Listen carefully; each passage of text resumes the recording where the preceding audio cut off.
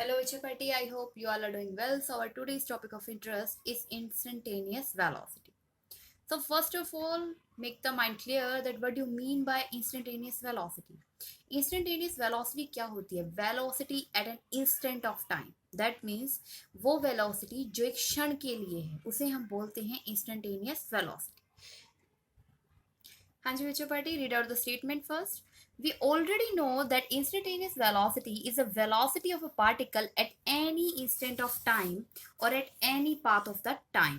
That means हम उस velocity के बारे में बात कर रहे हैं जो किसी भी पार्टिकल की किसी भी इंस्टेंट ऑफ टाइम पे है या फिर किसी पॉइंट पे है. हाँ जी, तो इसी को अगर हम ग्राफिकल वे में समझना चाहते हैं इंस्टेंटेनियस वेलोसिटी को, हम एक और तरीके से भी समझ सकते हैं. किस तरीके से ग्राफिकल वे में, लेट्स सी.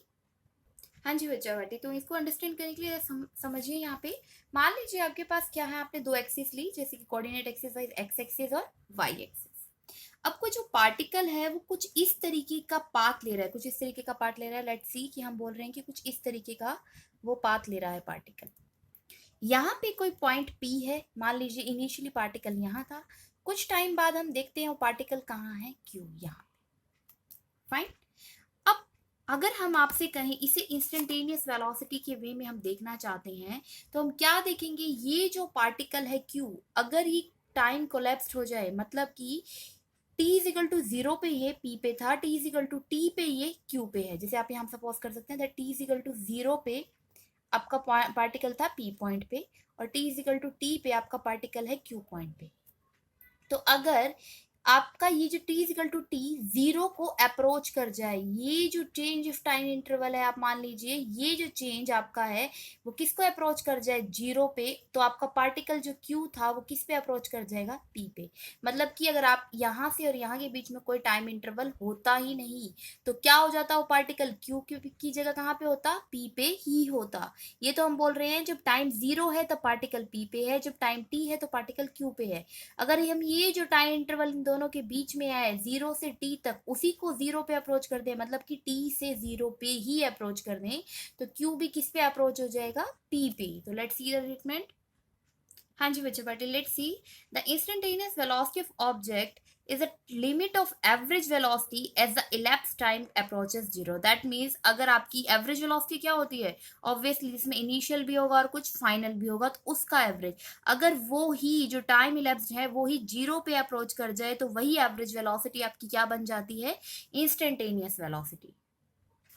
हाँ जी बच्चों party, let's discuss more about instantaneous velocity. So here it is.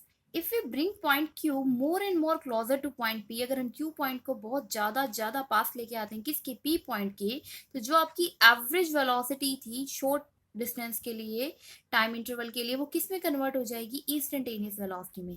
तो अभी हमने लास्ट जो वीडियो थी, सेशन था, उसमें हमने एवरेज वेलोसिटी कैलकुलेट की थी, which is v is equal to delta R by delta T. तो यहाँ पे हमने लिमिट लगा दिया, that limits t tendings to 0. तो ये अगर इस तरीके का होता है तो एवरेज एक सिंगल में कन्वर्ट हो जाती है, इसलिए हम डेरिवेटिव यूज करते हैं D R by D T, derivative of displacement with respect to time. Now यहाँ पे जो capital V is known as the instantaneous velocity of a particle.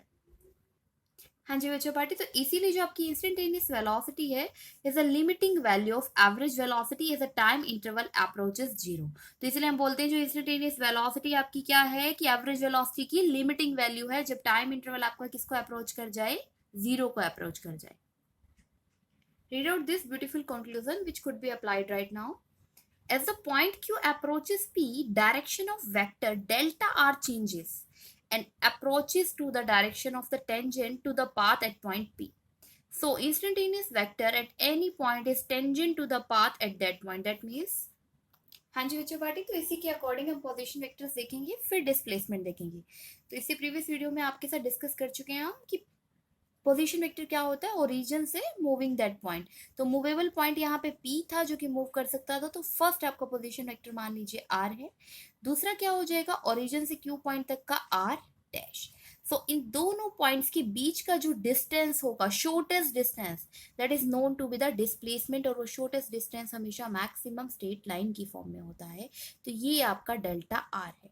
जो अभी स्टेटमेंट आपने रीड आउट की, तो उसमें क्या था, वो ऐसे कह रहे थे आपको कि जब आपका पॉइंट Q P पॉइंट पे क्या करता है, अप्रोच करता है, ठीक है। तो डेल्टा आर आपका क्या हो रहा है, डेल्टा आर भी आपका जो डिस्प्लेसमेंट वेक्टर है वो भी जीरो पे अप्रोच कर रहा है। एक्चुअली वो डेल्टा आर जो डिस्टेंस था वो कहाँ पे आ गया, पी पे आ गया। तो इस पॉइंट पे जो वेलोसिटी की डायरेक्शन होगी वो क्या होगी, टेंजेंशियल होगी। टेंजेंशियल होने का मतलब है कि इस पॉइंट पे हम वेलोसिटी की डायरेक्शन देखना चाहते हैं तो कुछ इस पॉइंट के इस तरीके से इसकी डायरेक्शन होगी, ठीक है। तो ये अगर वेलोसिटी की डायरेक्शन होगी यहाँ पे, कौन सी वेलोसिटी की, इंस्टेंटेनियस वेलोसिटी की, तो इसलिए v भी लिख सकते हो आप, वी आई भी लिख सकते हो, जिस तरीके से भी आप कंफर्टेबल हो।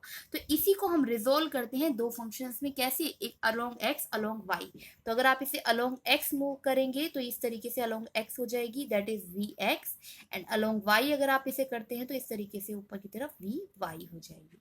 तो आपको यहाँ पे ये देखा कि सबसे पहले आपने क्या देखा कि जो Q पॉइंट है P पे अप्रोच कर रहा है, तो डेल्टा आर भी कहाँ पहुंच गया, जीरो पे अप्रोच हो गया, दैट मीन्स P पॉइंट पे। तो P पॉइंट पे अगर ऐसा होता है, अब एवरेज से आपकी इंस्टेंटेनियस बन गई है, तो वहां की वेलोसिटी एक टेंजेंट की फॉर्म में होगी। तो टेंजेंट की फॉर्म में वेलोसिटी थी, उसी के दो कंपोनेंट किए हैं हमने, रिजोल्व किया है कंपोनेंट्स को along X axis and along Y axis. X axis के along V X and Y axis के अलोंग वी वाई। हाँ जी बच्चों पार्टी, तो यहाँ ये लिखा है, thus direction of instantaneous velocity at any point is always tangent to the path of particle at that point. That means अगर आप डायरेक्शन देखना चाहते हैं इंस्टेंटेनियस वेलोसिटी की किसी भी पॉइंट पे, तो हमेशा क्या होती है, टेंजेंट होती है, किसके, जो भी पार्टिकल वो पाथ कवर करता है, जो भी पार्टिकल वो पाथ लेता है, जैसा भी पाथ वो लेता है उसके हमेशा टेंजेंट होती है। लाइक हमने जब डिवाइड किया था एवरेज वेलोसिटी को कंपोनेंट फॉर्म में, ऐसे ही हम इंस्टेंटेनियस वेलोसिटी को भी कंपोनेंट फॉर्म में रिजोल्व कर सकते हैं। हाँ जी बच्चों पार्टी, लेट्स सी। तो ऐसे v जो हमारे पास थी, that is equal to D R by D T. अब ये किसको रिप्रेजेंट कर रही है, इंस्टेंटेनियस वेलोसिटी को। तो r आपका रिजोल्व हो गया, r वेक्टर एक्स आई प्लस में वाई जे, क्योंकि आपने दो कंपोनेंट लिए हैं यहाँ, एक्स एक्सिस और वाई एक्सिस। तो एक्स एक्सिस के along magnitude represented by x and the unit vector direction represented by the I cap.